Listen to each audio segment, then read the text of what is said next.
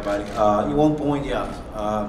When I left UFC, I realized the big opportunity that I lost, and I was work very hard to get back here, and I couldn't ask for a best opportunity. You know, fighting American hero, we have to say that. We have to keep saying. Brandon Stan, honored to fight him. Main card and pay-per-view on May 28th, Memorial Weekend. So I'm very excited. You know.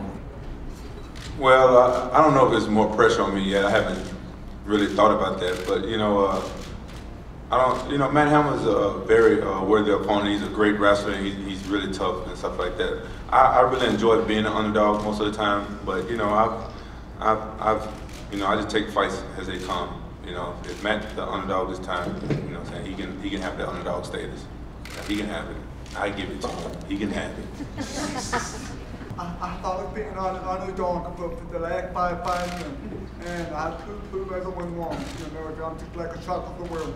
And yeah, I just got it from my grandfather. He always tells me, no matter what the opponent is, doesn't matter what ranking or what world champion, I just go out and compete. And I love to share. So, like I said, I love to be underdog. Yeah, well, to be honest, obviously Rampage Jackson is one of the best in the world at 205 pounds. This is a huge fight for Matt Hamill. You know, Matt Hamill's had some, like you said, he's had some good wins. You know, he beat Jardine, Munoz, Tito. You know, he's had some good wins. A win over Rampage would be huge. This is one of those career-defining moments for Matt Hamill should he be able to pull off a win on Saturday night over Rampage. And Rampage is already one of the best in the world. You know, Rampage gets through Saturday night, and yeah, he's in the mix for a title shot. The state of the heavyweight division right now with Brock Lesnar having to pull out because symptoms of diverticulitis, it's changed the dynamic at the top of the division, and you're facing a former champion right now. What does a win for you mean in this division, especially with Shane Carwin and Junior Dos Santos fighting next month? What does this win mean for you on Saturday night should you pull it off? It means a lot. I mean, you got Frank, who's a 2-time UFC champion, so for me, just to put a UFC champion on my belt, it's one of those roadblocks that I need to get to where I can actually have the UFC belt. So it's just a great opportunity just to be fighting Frank. Frank is a legend of the UFC heavyweight division. I mean, he's been in there for 10+ years. So for me to be able to say that I beat a legend and a 2-time heavyweight champ, that's I'm all for that.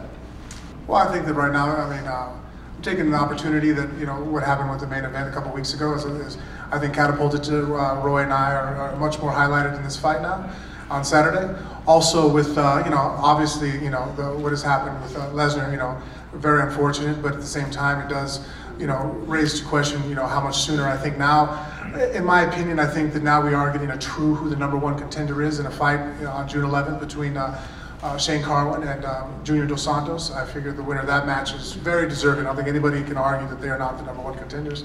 And I think the fight this Saturday between Roy and myself now puts us in the #2 spot, where whoever wins between us, I might have to fight one more time after Saturday to take up time, because obviously they're going to have to set up the fight with Kane and the winner of that fight. But I feel that right now that puts us right there steamrolling into it. I don't know. I haven't really thought about how soon and stuff I want to fight. Whenever fights come up and stuff like that, I haven't gave a whole lot of thought into it recently, because I made my mind up when I first started fighting that I wouldn't fight past 35. That's all I knew. When I get 35, I feel like I'd be an old man for this sport. So what I'm saying, I just decided that years ago. But I got a lot of things I want to do. I got these finger painting things I really love doing. I really love that stuff. Finger painting. I'm actually getting good at it now. I made a peacock the other day. It was very beautiful. So when I retire, I think I'll be making a lot of finger paints and put it all over the house and stuff. Might sell some on eBay. If you guys are interested in it, let me know. I make more. Thank you. No, I don't feel any pressure. I think, given my perspective, my life experiences, I don't feel maybe the same level of pressure for fighting that maybe some other athletes do. The only expectation I levy on myself in the fight is to go out there and fight very hard. Due to the rankings and the way this fight is structured, I have everything to gain and really not much to lose in this fight. So, my military fans and the fans that may tune in just because it's Memorial Day, they know what to expect of me. They know I'm going to come out there, fight real hard, and always try and finish the fight. So that doesn't put any extra pressure on me. I love fighting. I enjoy fighting. I don't have to do this. I can go do something else if I wanted to, but I've been given an amazing opportunity by the UFC. Here I am, and I really make it a point to enjoy every minute I'm in that octagon, because in the blink of an eye that can be taken from any one of us. How many people honestly get the opportunity to be a professional athlete, have an entire arena screaming for you at a moment in time? I mean, we're gods in there for 15 minutes during that time, and that's going to pass us by. So I savor the opportunity, and I'm just very lucky to be fighting a champion like George.